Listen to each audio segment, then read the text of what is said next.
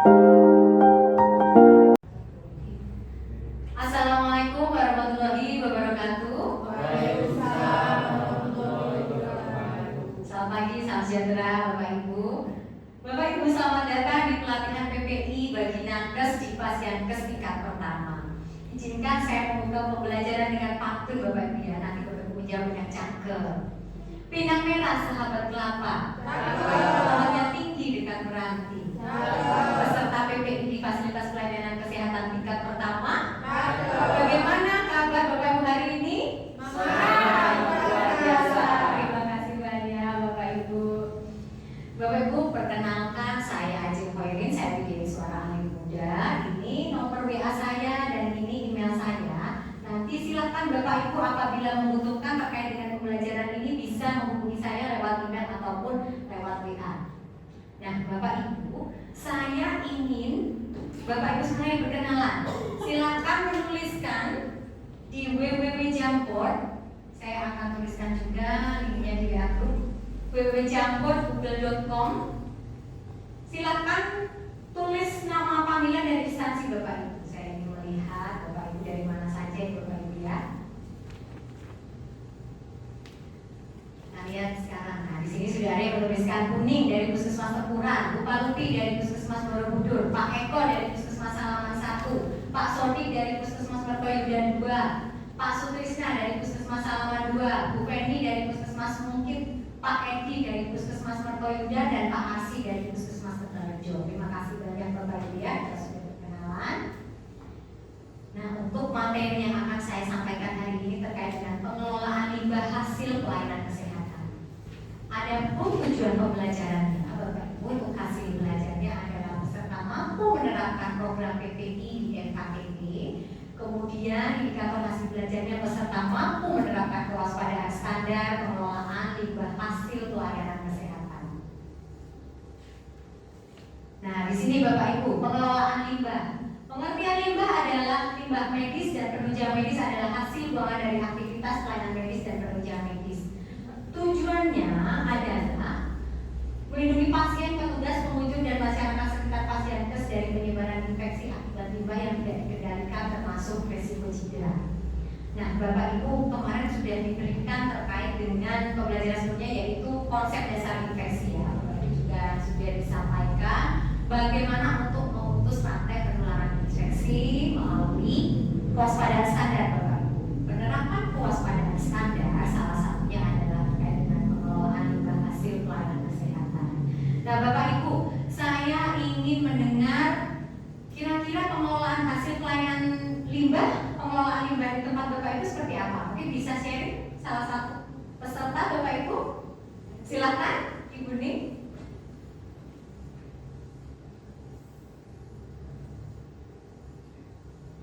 Bagaimana pengelolaan limbah di instansi kuning? Baik Bu, pengelolaan limbah di tempat kami itu melalui pihak ketiga Bu. Baik, terima kasih, melalui pihak ketiga. Jadi Bapak Ibu biasanya memang melalui pihak ketiga karena tidak memiliki pengelolaan limbah sendiri Bapak Ibu ya. Terima kasih atas sharingnya. Baik, saya lanjutkan Bapak Ibu. Nah, di sini untuk kategori limbah pelayanan medis dan penunjang medis, yaitu ada 3 Bapak Ibu. Jadi ada limbah infeksius, limbah non infeksius, dan limbah benda tajam Bapak Ibu ya. Jadi di depan sini sudah ada juga Bapak Ibu, sengaja saya diperlihatkan. Di sini ada limbah infeksius, limbah non infeksius, dan limbah benda tajam. Baik, untuk limbah infeksius, dia terkontaminasi dengan darah, cairan tubuh, sekresi dan ekskresi pasien. Biasanya sampel laboratorium, limbah patologis, dimasukkan ke dalam wadah yang kuat, kemudian tahan air dan mudah dibersihkan. Dia ada kode infeksiusnya, jadi di sini saya tuliskan kode infeksius. Di dalamnya terdapat kantong berwarna kuning. Ini berwarna kuning Bapak Ibu ya. Dekat dengan area tindakan, dan kemudian jika sudah menempati 3/4 kantong sampah segera diangkat dan diikat dengan kuat. Ini untuk limbah infeksius. Kemudian limbah non infeksius, limbah yang tidak terkontaminasi darah, cairan tubuh, sekresi, ekskresi, dan berasal dari limbah umum. Kemudian kertas-kertas pembungkus misalnya atau kantong dan plastik ditempatkan dalam wadah yang kuat, mudah didistribusikan pada tempat sampah berlamber limbah non-infeksius. Jadi di sini ada sampah non-infeksiusnya, ada labelnya. Kemudian dia ditempatkan di kantong plastik berwarna hitam supaya untuk membedakan dengan limbah infeksius. Kemudian diangkat dan dikosongkan setelah 3/4 kantong, kemudian diikat untuk limbah non-infeksius. Selanjutnya limbah benda tajam. Semua limbah yang dapat melukai kulit dan masuk ke pembuluh darah, misalnya jarum suntik, perlengkapan intravena, dimasukkan ke dalam kotak berwarna kotak benda tajam atau safety box seperti ini Bapak Ibu, tahan air, tahan tusukan, berwarna kuning, atau kotak benda tajam yang diberi label limbah benda tajam.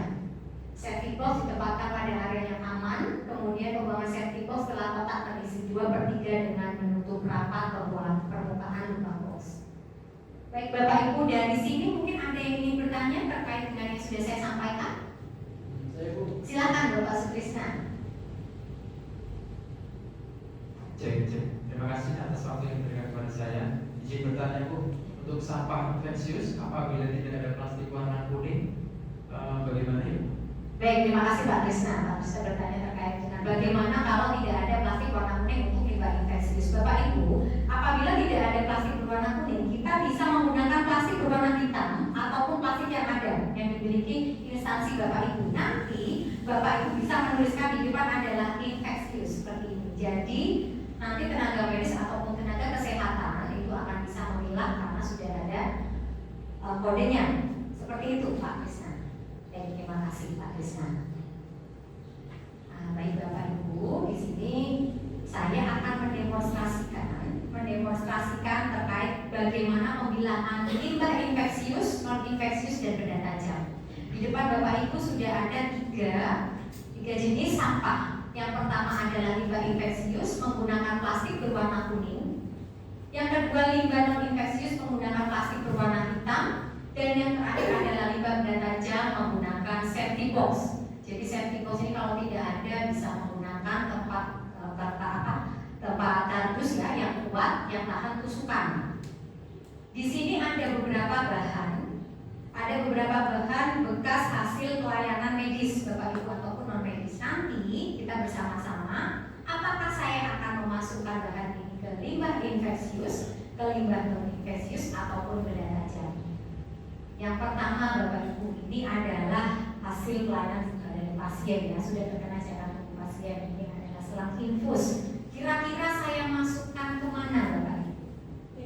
Infeksius.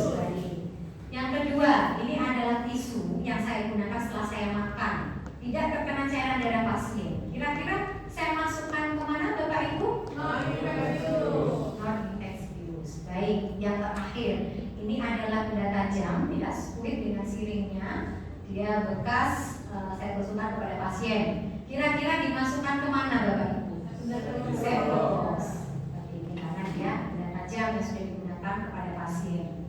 Nah, Bapak Ibu, setelah tadi saya mendemonstrasikan, sekarang adalah penugasan.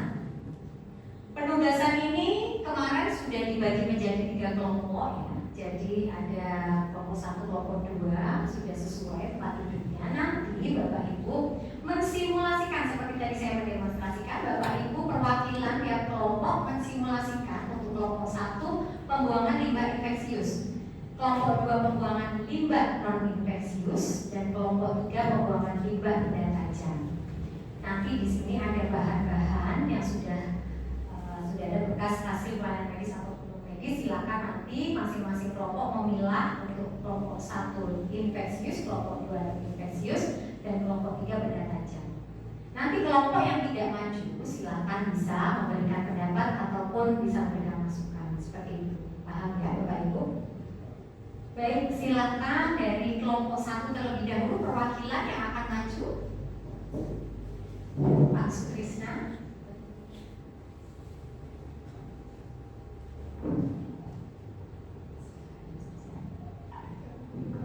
Terima kasih Bu, saya mewakili dari kelompok 1.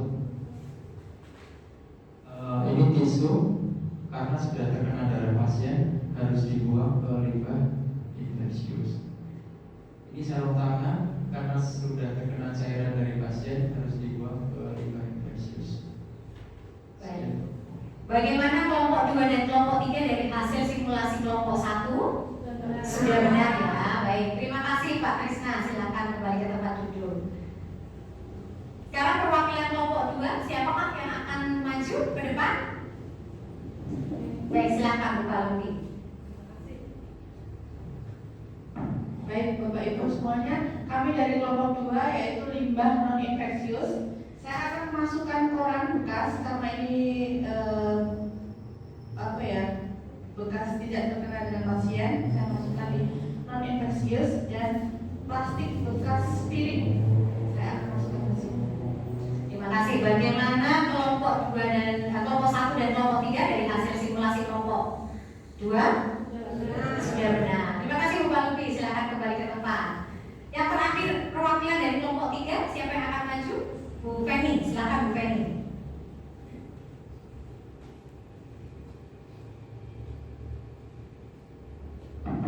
Saya perwakilan dari kelompok 3 tentang limbah benda kaca. Saya akan memasukkan siring sama bukan ke dalam safety box. Bagaimana kelompok 1 dan kelompok 2 dari hasil simulasi kelompok 3? Sudah benar. Baik, terima kasih Bu Paludi. Bu Feni ya, terima kasih Bu Feni. Baik, tadi Bapak Ibu sudah kita lihat simulasi 3 kelompok, di mana kelompok 1 tadi limbah infeksius memasukkan tisu yang sudah ada darah pasien dan kemudian handscoon yang terkena cairan pasien ke dalam limbah infeksius. Kemudian kelompok 2 tadi Ibu Paludi memasukkan koran yang tidak terkena cairan darah pasien ataupun cairan tubuh pasien dan disposable syringe. Jadi tempat bekas disposable syringe itu ke dalam limbah non infeksius. Kemudian tadi kelompok 3 Bu Feni sudah memasukkan apoket dan siring yang ada needle-nya ke dalam limbah benda tajam karena dia memang ada siring, ada needle-nya Bapak Ibu ya, dan berbahaya apabila terkena tusukan. Kita berikan aplaus dulu untuk 3 kelompok yang sudah mensimulasikan. Nah, baik Bapak Ibu, tadi dari serangkaian hasil pembelajaran kita, saya mau mengevaluasi terlebih dahulu terkait dengan pemahaman kembali bagaimana Bapak Ibu memahami terkait dengan pengelolaan limbah infeksius. Bapak Ibu tadi sudah melihat ya dari awal, kemudian Bapak Ibu saya mendemonstrasikan sampai dengan peserta mensimulasikan kira-kira bagaimana pengelolaan limbah infeksius. Bisa dituliskan Bapak Ibu melihat HP kembali di www.menti.com, kodenya 90298950. Silakan bisa dituliskan seperti apa pengelolaan limbah infeksius.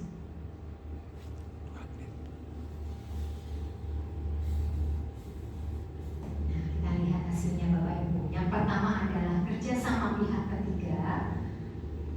Biasanya contohnya adalah sampel laboratorium. 3/4 segera diangkat. Kemudian plastiknya berwarna kuning, masuk di dalam wadah kuat, wadah tahan air, ya harus tahan air, dekat dengan area tindakan. Dia ada kode infeksiusnya, ada kode infeksius, musnahkan dengan insinerator, kemudian dia diikat dengan kuat supaya tidak ada kebocoran. Jadi Bapak Ibu sudah memahami terkait dengan bagaimana pengelolaan limbah infeksius. Dari hasil pembelajaran kita, kesimpulan yang bisa kita ambil Bapak Ibu ya, bahwa pengelolaan limbah yang benar akan melindungi pasien, petugas, pengunjung, dan masyarakat sekitar fasilitas pelayanan kesehatan dari penyebaran infeksi. Jadi ini harus benar-benar kita terapkan Bapak Ibu. Nah Bapak Ibu, saya benar-benar ingin ya Bapak Ibu mengingat bahwa mari kita berkomitmen untuk mengikuti pedoman pengelolaan limbah yang benar dengan memisahkan dan memproses limbah dengan hati-hati. Bersama kita dapat mencegah penularan infeksi di fasilitas pelayanan kesehatan dan melindungi kesehatan masyarakat di sekitar kita dengan penerapan PPI yang benar. Kalau tadi saya membuka dengan pantun, izinkan saya menutup pembelajaran dengan pantun Bapak Ibu. Putih melayang si burung duri, pergi terbang di pohon kenari. Pahami program PPI agar bebas dari infeksi. Demikian Bapak Ibu yang bisa saya sampaikan untuk materi pengelolaan limbah hari ini. Terima kasih banyak atas perhatian. Cakrakan aura kasih. Terima cukup sekian dan terima kasih. Wassalamualaikum.